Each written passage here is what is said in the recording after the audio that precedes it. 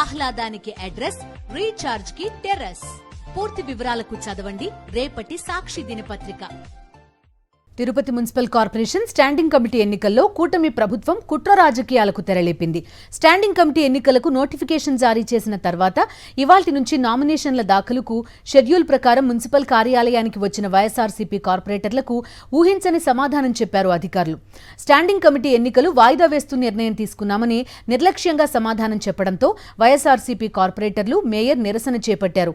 Schedule ప్రకారం ఎన్నికలు నిర్వహించాలని డిమాండ్ చేస్తూ కార్పొరేషన్ కార్యాలయం ఎదుట నిరసన చేశారు.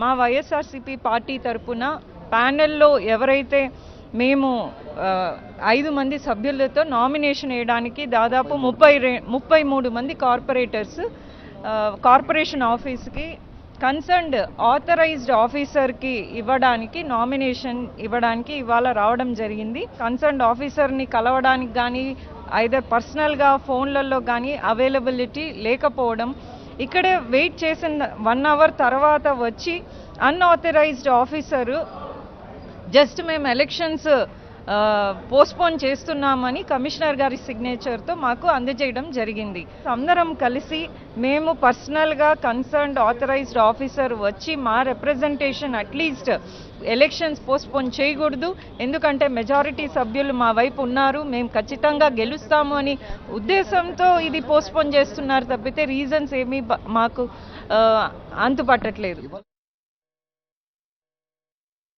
అవతల 16 మంది ఉన్నారండి. ఎవరిదండి మెజారిటీ? 31 మంది మేము ఉన్నప్పుడు మా లెటర్ తీసుకోవాల్సిన అవసరం ఉందా లేదా?